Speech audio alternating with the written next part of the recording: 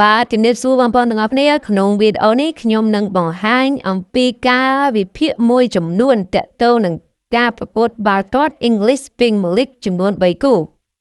នារាត្រីថ្ងៃសៅរ៍ទី7កុម្ភៈ2026ខាងមុខនេះ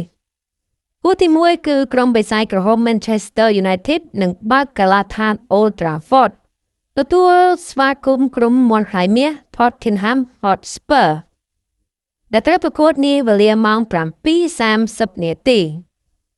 តែក្រុមទាំងពីរនេះមានប្រវត្តិប្រកួតយ៉ាងណាខ្លះសូមចូលរួមទស្សនាទាំងអស់គ្នាក្រុមម្ចាស់ផ្ទះ Manchester United ឈរនៅលេខរៀងទី4នៃកំពូលតារាង English Premier League មាន41ពិន្ទុបច្ចុប្បន្នក្នុងចំណោម24ប្រកួតកន្លងមក Man U ឈ្នះ11ស្មើ8និងចាញ់5 Man U នៅតែរក្សាទម្រង់លេង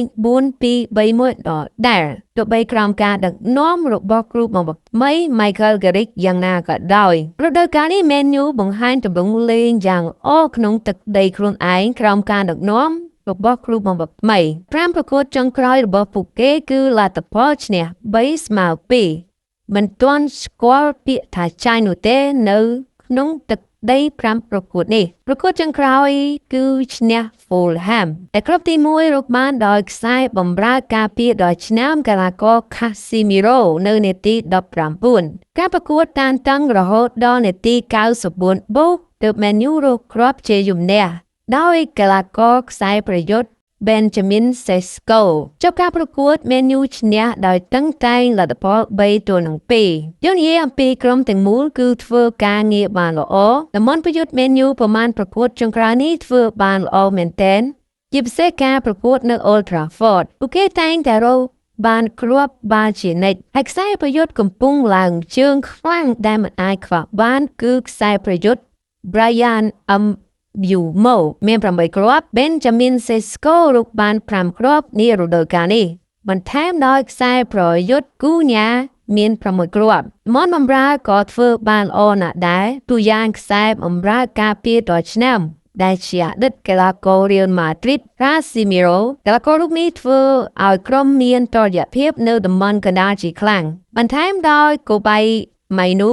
Bruno Fernandes ជាកីឡាករមិនអាចប្រហែលបានសម្រាប់គូប្រកួតនៅ Old Trafford មួយរយៈចុងក្រោយនេះពួកគេតែងតែបង្កើតឱកាសជាច្រើន Bruno បច្ចុប្បន្នឈរនៅកំពូលតារាងជាកីឡាករដែលមានស្ថិតិបញ្ជូនបាល់បានច្រើនជាងគេបំផុតនៅ Premier League គឺមានរហូតដល់ចំនួន12ដងប៉ុន្តែបើយើងក្រឡេកទៅមើលតំបន់ការពារ Man U គឺតែងតែរបូតគ្រាប់ស្ទើរតែគ្រប់ការប្រកួតជាស្ដែង3ប្រកួតចុងក្រោយពួកគេរបូតរហូតដល់ទៅ4គ្រាប់ឯណោះក្នុងចំណោម3ប្រកួតសម្រាប់អ្នកចាំទីក៏របូតគ្រាប់បាល់ស្ទើរតែគ្រប់ការប្រកួតដែរដោយ5ប្រកួត clean sheet តែមួយប៉ុណ្ណោះតែជាការប្រកួតជោគឈ្នះនៅ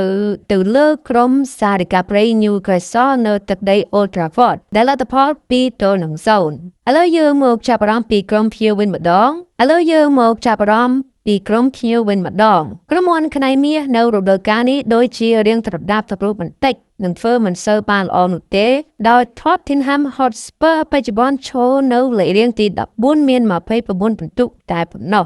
24ប្រកួតកន្លងមក Spurs ឈ្នះ7ស្មើ8និងចាញ់9ហើយមួយរយៈចុងក្រោយនេះការប្រកួតក្រៅទឹកដីក៏ធ្វើមិនសូវបានល្អដែរតែ5ប្រកួតក្រៅទឹកដីឈ្នះ1ស្មើ2និងចាញ់2ប្រកួតចុងក្រោយក្រៅទឹកដីគឺស្មើBurnleyតែគ្រាប់បាល់ឆារុកបានដោយក្រុមម្ចាស់ផ្ទះនៅនាទីទី45បូកការប្រកួតបន្តរហូតដល់នាទី76ក្រុមម្ចាស់ផ្ទះបន្ថែមការនាំមុខ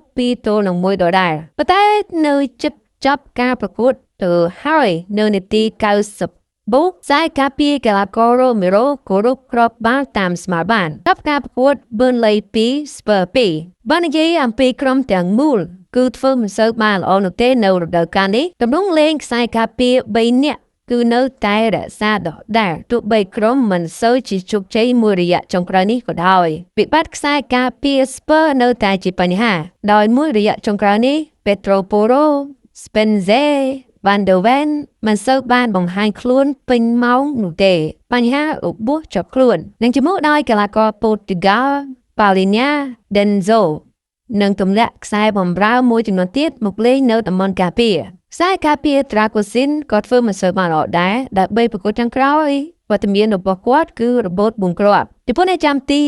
គឺធ្វើបានល្អដែល24ប្រកួត clean sheet 7តំបន់បំរើ Spurs មិនសូវជាច្បាស់លាស់នោះទេជាក់ស្ដែង Xavi Simons Ashley Gray Callagher Bizuma Odoi ក៏ធ្វើមិនសូវបានល្អនោះដែរទំនងលេងពួកគេឡើងចុះនឹងមិនទៀងទាត់ James Maddison Rodrigo Bentancur Kolosensky សុទ្ធតែមានបញ្ហារបួសតំបន់ប្រយុទ្ធរបស់ Spurs Dominic Solanke ខ្សែប្រយុទ្ធដែលផ្លាស់មកពីក្រុម AFC Bournemouth រូបបានតែ2គ្រាប់ប៉ុណ្ណោះក្នុងចំណោម5ប្រកួតនិងខ្សែប្រយុទ្ធប្រអប់ដ៏គ្រោះថ្នាក់ Richard Leeson មានបញ្ហារបួសរដូវកាលនេះទើបតែរកបាន7គ្រាប់ប៉ុណ្ណោះក្នុង21ប្រកួតកន្លងមកបាននិយាយអំពីប្រវត្តិជួបគ្នា5ប្រកួតចុងក្រោយរបស់ក្រុមទាំងពីរ Man U មិនដែលស្គាល់ពាក្យថាឈ្នះនោះទេគឺចាញ់2ស្មើ3ប្រកួតចុងក្រោយរបស់ពួកគេនៅទឹកដី Spurs លទ្ធផល2-2បែរតាមប្រវត្តិជួបគ្នាឃើញថា Spurs មាន